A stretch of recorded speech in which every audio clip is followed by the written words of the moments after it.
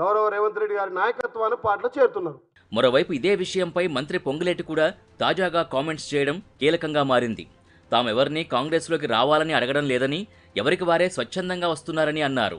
తామింకా గేట్లు ఎత్తలేదని, ఎత్తితే వరద ఆగదని కామెంట్స్ చేయడం పొలిటికల్ సర్కిల్స్లో కీ ఫ్యాక్టర్గా మారింది.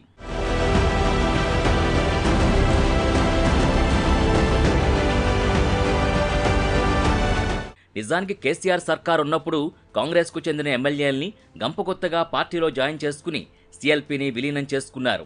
ఇప్పుడు అదే ఫార్ములాని కాంగ్రెస్ ప్రయోగిస్తోందా అన్న చర్చ జరుగుతోంది. రాజకీయ ఏకీకరణ పేరుతో ప్రతిపక్షాలే లేకుండా చేసే ప్రయత్నం కేసీఆర్ చేశారని గుర్తు చేస్తున్నారు. కొందరిని మభ్యపెట్టడం, ప్రలోభాలకి గురిచేయడం, ఇంకొందరికి తాయిలాల కింద మంత్రి పదవులు కూడా ఇచ్చేశారు. ఇది తప్పే కాదన్నారు. అప్పటి స్పీకర్ కూడా సైలెంట్గా ఉండిపోయారు. అంతా రూల్స్ ప్రకారమే జరిగిందని చెప్పుకున్నారు.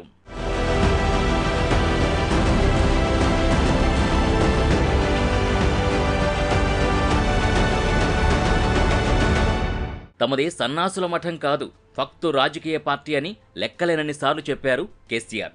రాజకీయ పార్టీ రాజకీయం తప్ప ఇంకేం చేస్తుందని ఎదురు కూడా ప్రశ్నించారు. కానీ టైం ఎప్పుడూ ఒకేలా ఉండదు కదా. ఇప్పుడు ఇదే ఫార్ములాని కాంగ్రెస్ అప్లై చేయబోతోందా అన్న చర్చ జోరుగా సాగుతోంది. తెల్లం వెంకట్రావు దగ్గర నుంచి చాలామంది బీఆర్ఎస్ ఎమ్మెల్యేలు సీఎం రేవంత్ని ఇప్పటికే కలిసి వెళ్లారు.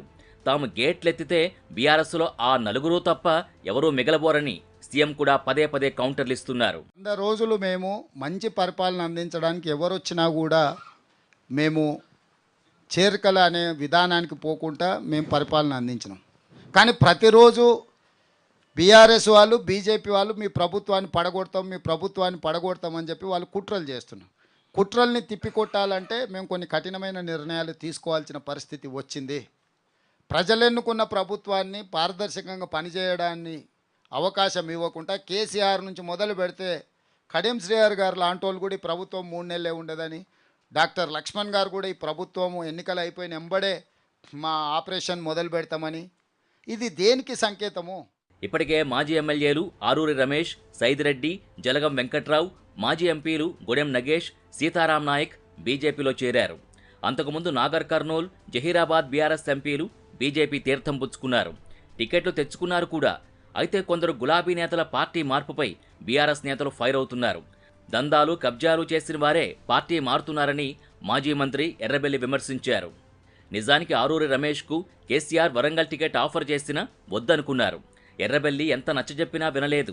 దీంతో హర్ట్ అవడంతోనే దందాలు చేసేవారే పార్టీ మారుతున్నారన్న కామెంట్స్ చేసి ఉంటారని చెప్తున్నారు. అయితే అటు బీజేపీలోకి ఇటు కాంగ్రెస్లోకి నాన్ స్టాప్గా వెడుతున్న గులాబీ లీడర్స్ని ఆపే ప్రయత్నాన్ని హైకమాండ్ పెద్దగా చేయడం లేదు. ప్రస్తుతం కేసీఆర్, కేటీఆర్, హరీష్ రావు, కవిత అరెస్టు వ్యవహారంపైనే ఫోకస్ పెట్టారు. కేటీఆర్, హరీష్ రావు అయితే ఢిల్లీలోనే మకాం వేశారు. దీంతో ఇక్కడ వలసల్ని ఆపే ప్రయత్నాలు వర్కౌట్ కావడం లేదంటున్నారు.